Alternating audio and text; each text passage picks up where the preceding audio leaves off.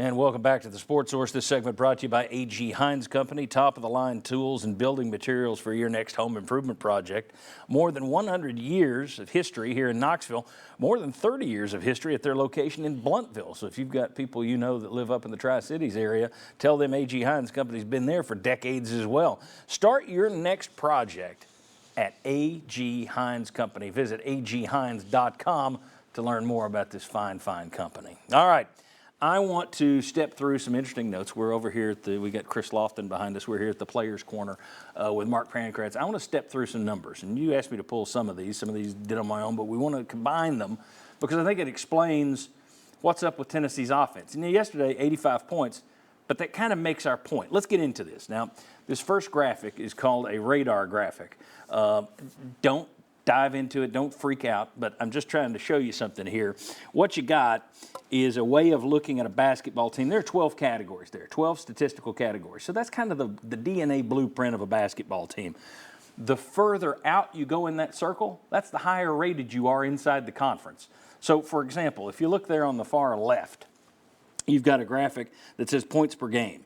Tennessee's about midway up there in terms of getting to the outside rim. That's because they're 7th out of 14 teams in the SEC. So this shows how they're compared to the SEC in that orange left-hand graphic, all right?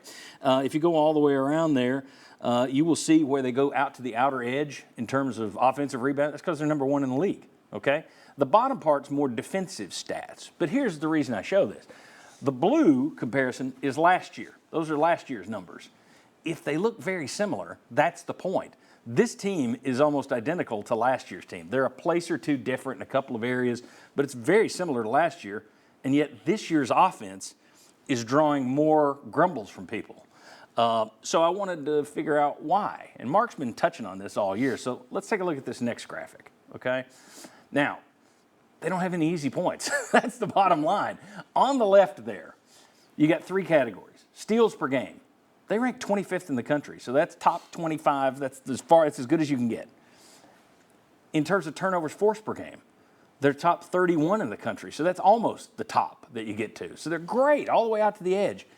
And yet, in terms of fast break points per game, they are 264th out of 352 teams.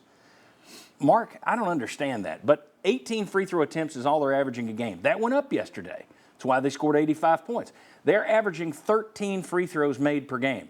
25 yesterday, big difference, 12 extra points. Only 7.5 fast break points per game. You're looking at 20 points per game that they're getting fast break or made free throws. Mark, they're shooting middle of the pack, so it's not that bad. So why aren't they scoring? They get no easy baskets. They get no easy points. Free throws typically don't come. They almost won yesterday because they got free throws. They don't get fast break points. How can a team that lights it up in terms of steals per game, in terms of turnovers forced, be that bad in terms of transition points? Because my head says, well, that would lead to transition points. Why doesn't it? Well, I think, one, what a coach emphasizes is what a team's going to focus on. And so, defensively is where they spend their time and energy. They cannot you could argue that, well, maybe you don't want to play faster because if you play faster, that's going to lead to more defensive possessions that your team is going to have to put a lot of energy towards. Other teams also are going to try to play us faster because they don't want to get us in a half-court game because we're really good defensively in the half-court. So other teams are going to try to push the ball more offensively. I think it boils down to where we struggle in the half court. One, we just choose not to do it. The turnovers, it must be something where, hey, we're going to slow it down a little bit. I mean, they're going to break opportunistic type breaks, but it's not an emphasis. Yeah. I think the other reason we struggle offensively is you've got a lot of guys that aren't really good one-on-one players.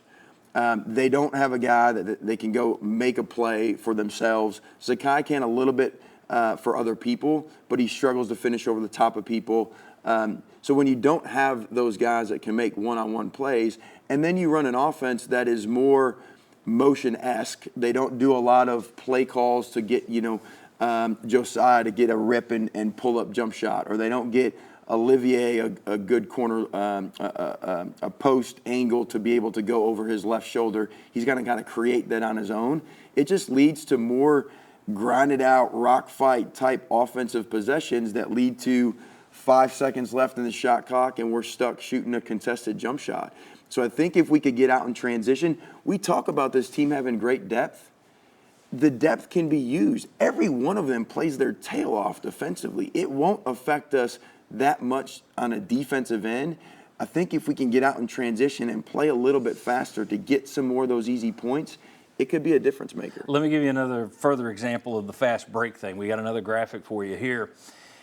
You know, it's 7.5 per game on the year, but look just recently, their last 6 games, Tennessee has 11 fast break points. 11 in 6 games. Their opponents have 72. You're minus 61 in fast break points the last 6 games. And in your 4 SEC losses, you've lost by a total of 22 points. You lost the fast break race in those games by 33 points. Yep. This is the difference. Well, when you're playing half court in the conference play, Barnes in his press conference talked about yesterday how teams know that they're going to back tap Zakai. That's a little part of a scouting report, but it just shows the nuances. When you get into conference play, teams know what you do. Right. And so if you don't get out in transition and try to create some easy baskets, and then as a player, if I got to grind it out offensively, then I got to go back on the other end and grind it out defensively, the game just becomes hard. And that's why I think we're looking more fatigue at the back end of the games and it leads to missed free throws. It leads to bad decisions when you're just tired. And I think Vescovi playing 32 minutes a game, Zakai's right at 30. Like, it's a long season. And these guys, we've got to find a way to get them easy baskets. And teams like Florida earlier, they did a great job of, I mean, they were all over Vescovi and Ziegler. Missouri yesterday, I mean, it was like you had a guy in Vescovi's shorts with him.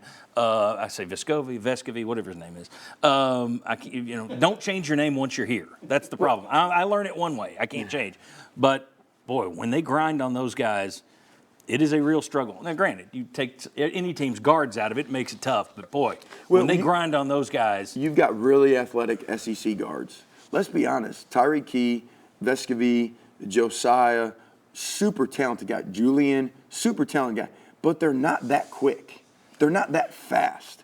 And so when you're running motion and they're trying to gain separation from quick, athletic SEC guards, that's hard. That's why you got to find ways to get out in transition and get some easier baskets. All right, very good.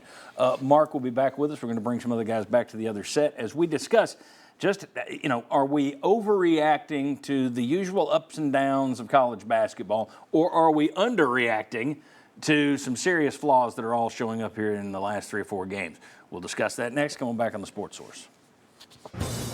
Away from home? Watch the Sports Source live at WATE.com.